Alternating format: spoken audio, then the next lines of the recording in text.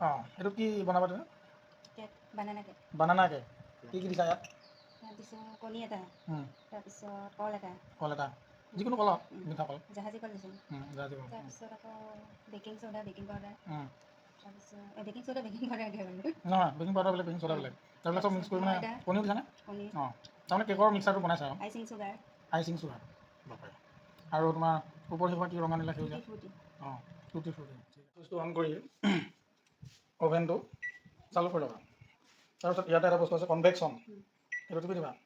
Temperature ওলাই আছে 180 degree, বহাই 200 ডিগ্ৰী কৰি ল'বা।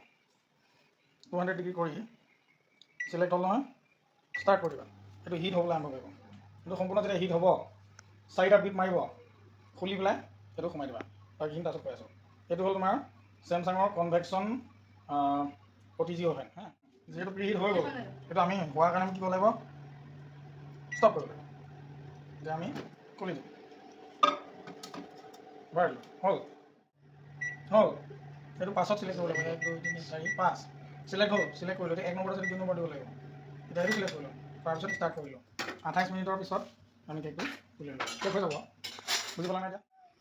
এতিয়া সিজিছেনে কেকটো? পূৰাটো জনে ন?